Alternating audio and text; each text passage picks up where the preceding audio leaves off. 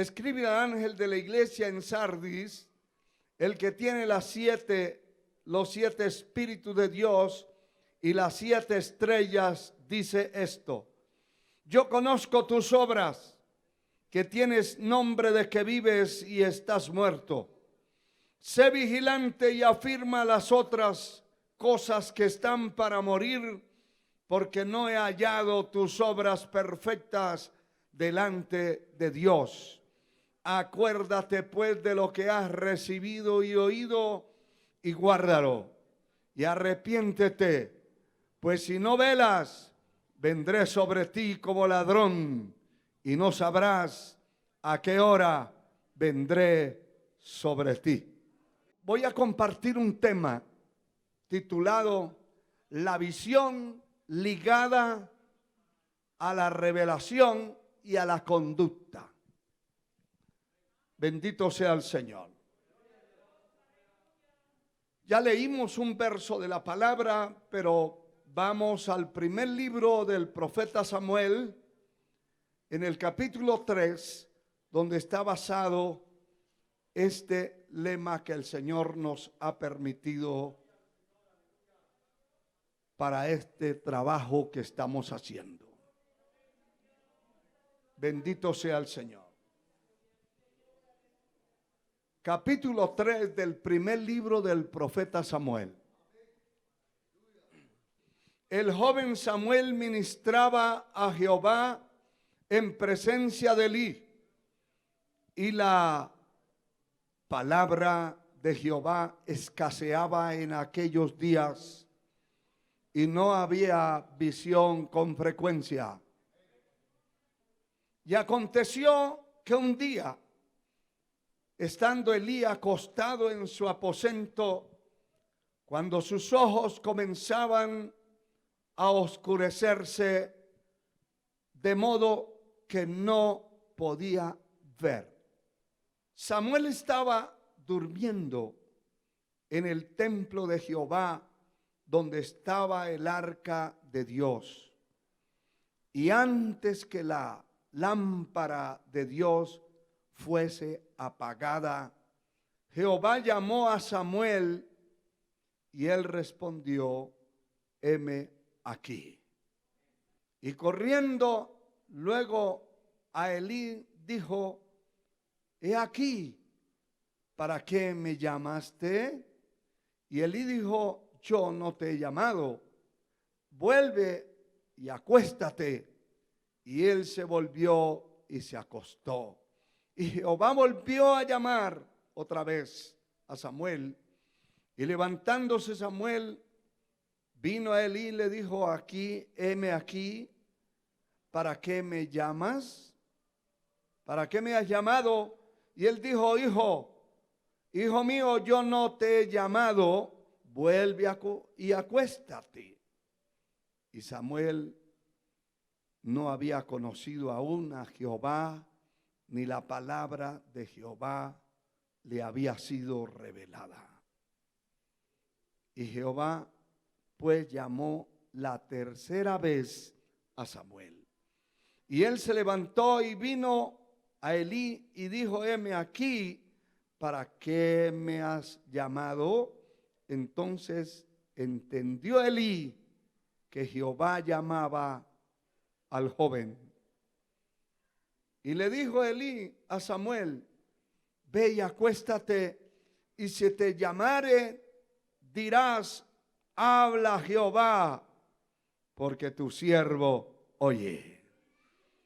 Así fue Samuel, y se acostó en su lugar. Y vino Jehová y se paró y llamó como las otras veces: Samuel, Samuel. Entonces Samuel dijo: habla, porque tu siervo oye. Y Jehová dijo a Samuel: he aquí yo haré una cosa en Israel, que a quien la oyere le retiñirán ambos oídos. Aquel día yo cumpliré contra Elí todas las cosas que he dicho sobre su casa desde el principio hasta el fin.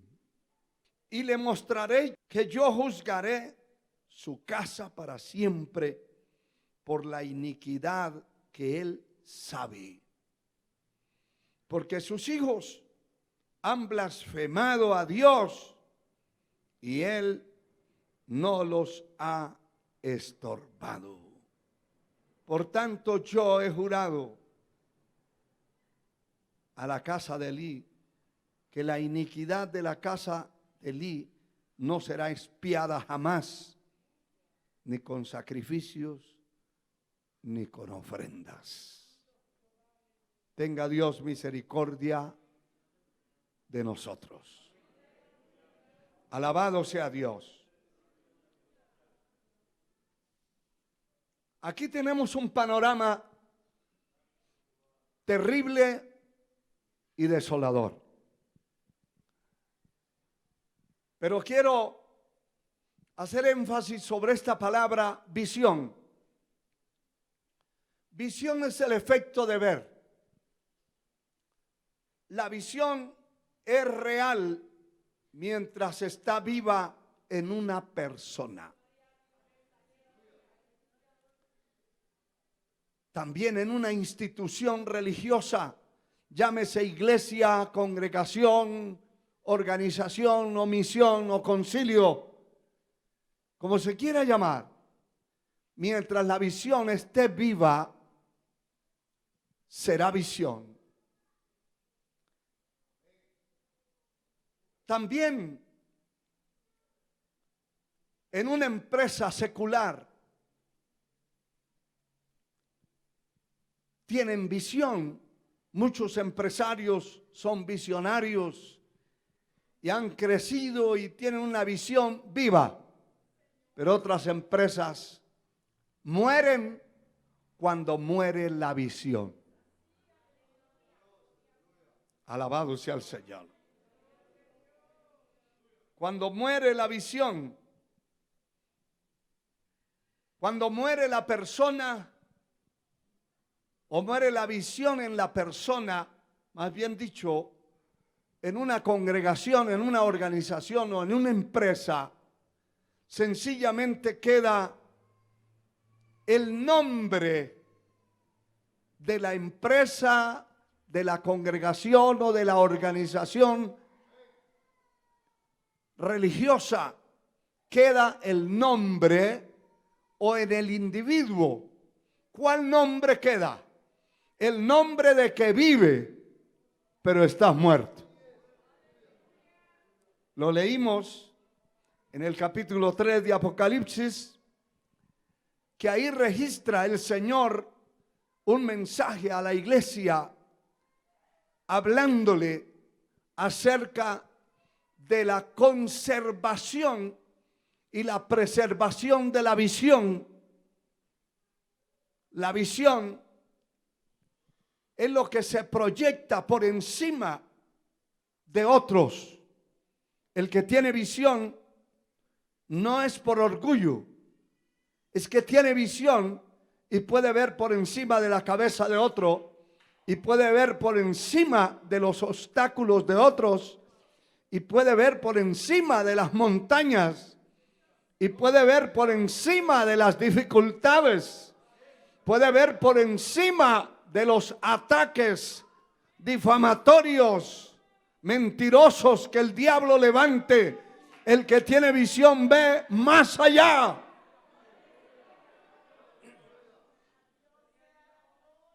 Dicho de otro modo, el que tiene visión no se enfrasca ni se entierra en un pantano, en un lodazal. El que tiene visión sale de ahí, porque está viendo por encima y está viendo con una larga vista. Hay unas máquinas, unos aparatos que así se llaman, largavistas, y que se puede ver a muchos kilómetros de distancia Hay lentes poderosísimos que la ciencia se ha inventado para mirar, aún en las incursiones que han hecho en el espacio, llevan esos poderosos lentes. Hace un tiempo alguien publicó el descubrimiento que un lente de esos había, hermano, descubierto la Nueva Jerusalén. No sabemos si eso sea cierto o no. Lo que sí sabemos es que existe la Nueva Jerusalén. Pero que el hombre pecador tenga acceso a un descubrimiento de esos es puesto verdaderamente en mucho cuestionamiento. Lo cierto es que esos lentes tienen un poder extraordinario de muchos miles de kilómetros.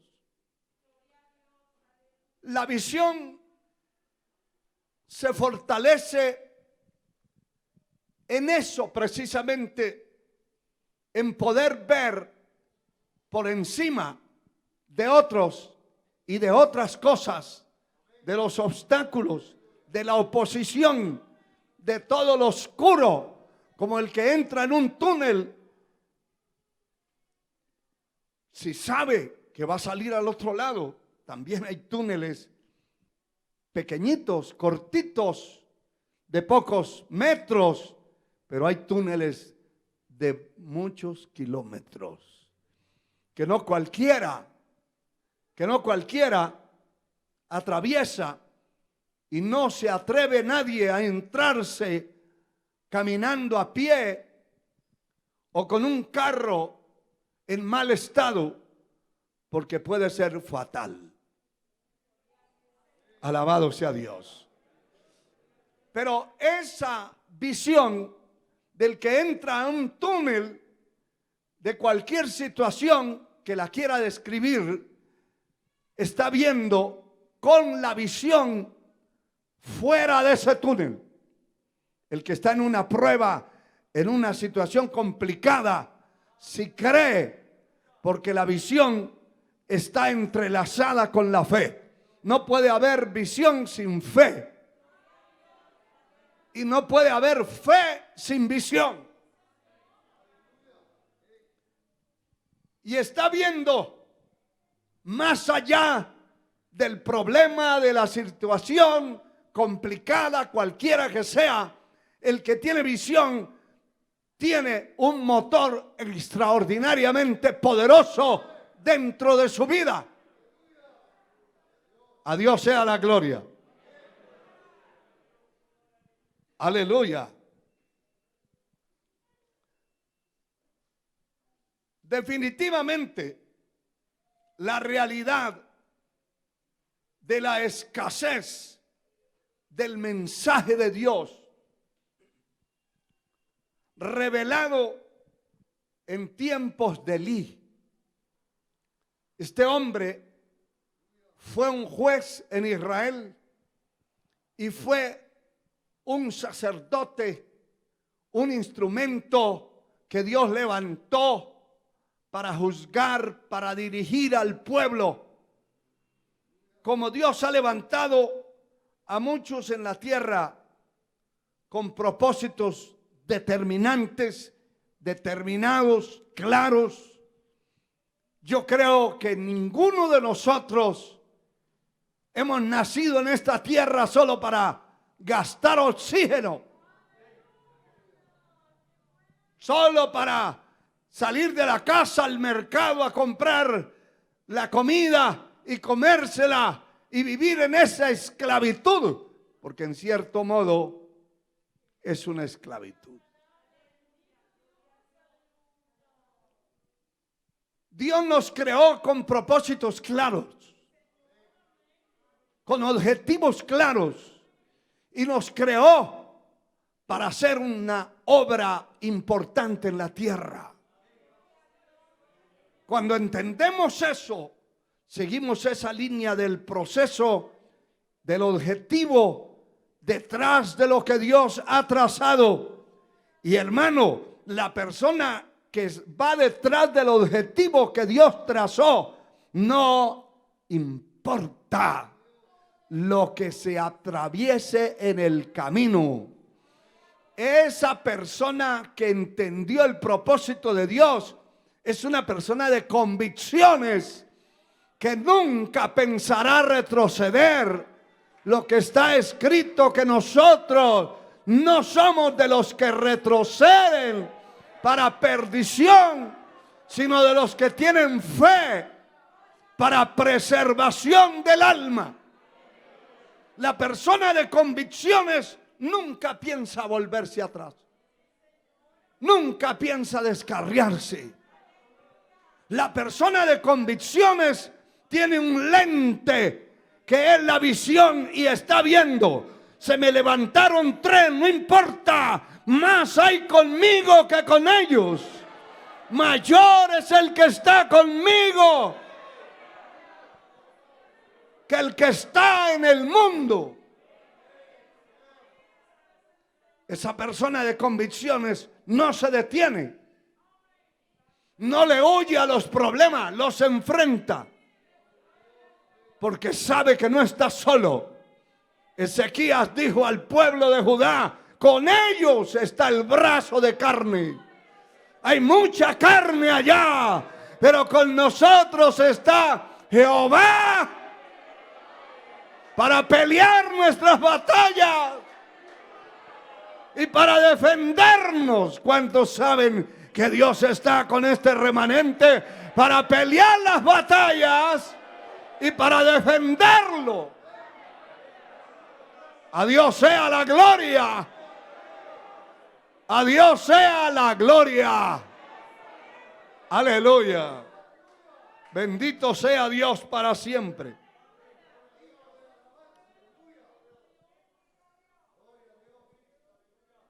Lamentablemente, en muchos hombres y mujeres que Dios ha escogido en la tierra para hacer una obra trascendental en el mundo, para muchos, no todos por supuesto, porque un número considerable de instrumentos en las manos de Dios llegaron a su final con una victoria en la mano. Pero aunque es un patrón a seguir, no todos lo siguen. Muchos siguen lo fácil y siguen, y después de un tiempo de estar predicando la verdad y de estar hablando la verdad, anunciando la verdad y enfrentando la mentira y el pecado, se vuelven tolerantes. Qué triste es eso, hermano. Que Dios tenga misericordia de mi vida, porque yo quiero llegar al final con esta espada en la mano, sin haberla negociado con nadie, sin haberla vendido a nadie. La espada de la verdad basada en la palabra de Dios, llamando a un pueblo a ser diferente al mundo. Pero encontramos personas como este personaje a quien Dios le confió el juzgar al pueblo, el dirigir al pueblo espiritual y administrativamente, y llegó a una edad que no había preparado a otros y que no había sucesores.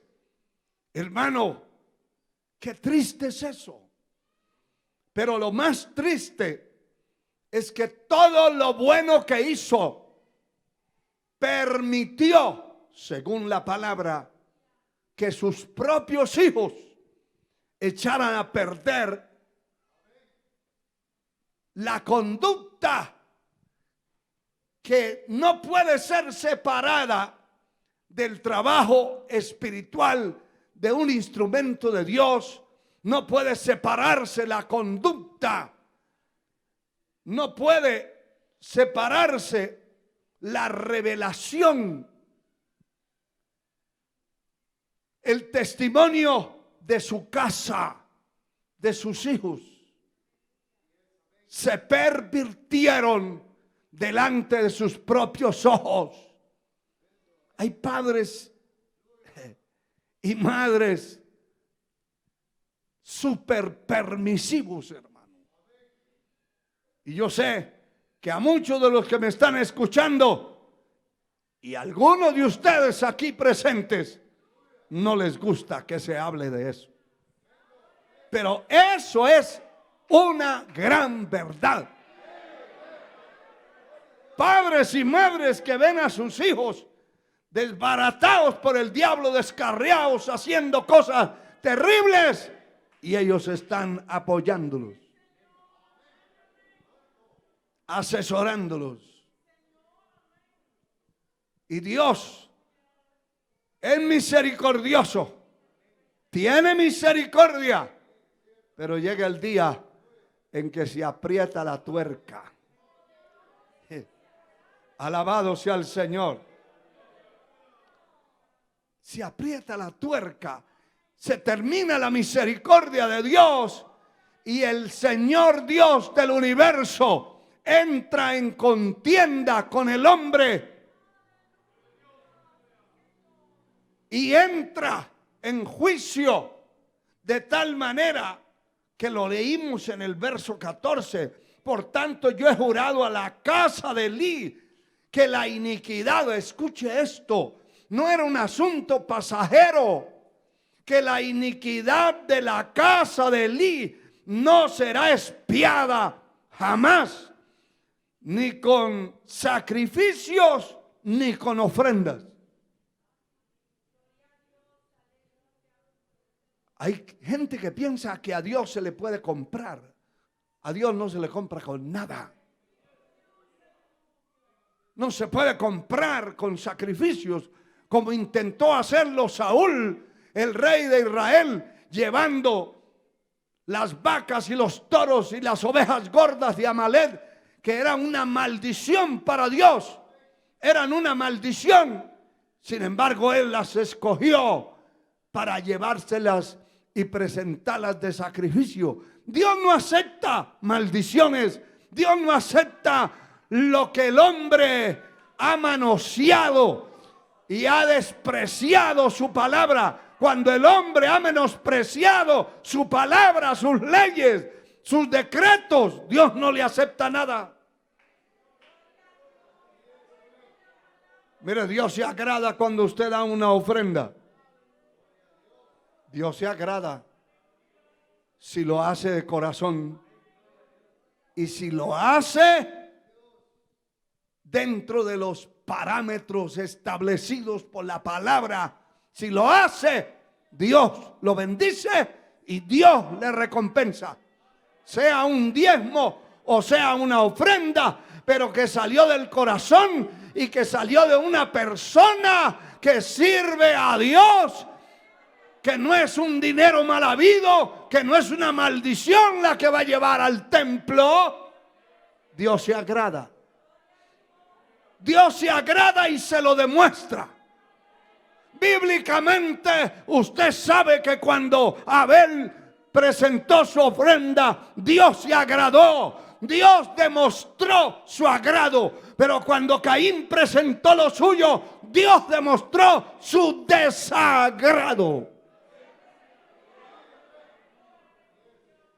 Y no solamente el desagrado, no lo aceptó. No aceptó la ofrenda de Caín. Lo primero que el Señor hace cuando nosotros vamos a hacer algo por Él es hacernos un escaneo en el corazón, en la mente. Nos pasa el escane.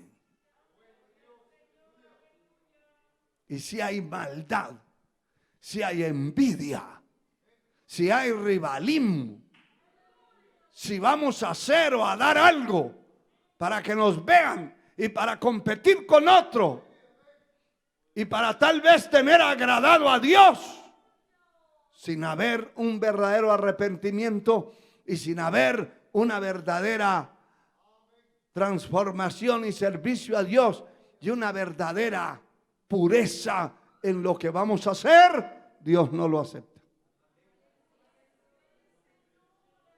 Dios demostrará su desagrado. Eso es como llegar a un culto y ni adorar, ni alabar, ni hacer nada. Dios va a ver que a usted no le importa a Él. Que mientras otro adora, mientras otro llora, mientras otro Él está viendo el celular, o Él está masticando chicle, o Él está en otra cosa que no es lo que Dios lo convocó a hacer en el templo. Yo creo que muchos de ustedes dirán, vamos a ir el primer día, domingo del año, porque hay un mensaje evangelístico de esos muy dulces. Hermanos, si la palabra no nos confronta, nos echamos a perder. Definitivamente que sí. Mire lo que estamos viendo. Aquí dice la palabra que en ese tiempo la Escritura registra que la palabra de Jehová escaseaba en aquellos días y que no había visión con frecuencia. Eso indica que Dios no se manifestaba al pueblo ni a sus líderes. Su líder ya iba a cumplir 100 años y no había dejado sustitutos, no había preparado a nadie. ¿Sabe que como a Dios nadie lo toma de sorpresa? El Señor le dio un hijo a una mujer que le había pedido un hijo y que le había dicho al Señor, si me das un hijo, yo lo consagro a ti. Desde que nazca, lo voy a consagrar. Alabado sea Dios. Y cuando ya lo pueda quitar de darle pecho, de darle leche materna y ya puedan darle otra comida, Él ingresará al templo y allí lo vamos a dedicar a Dios. Y estaba desde su niñez temprana en el templo.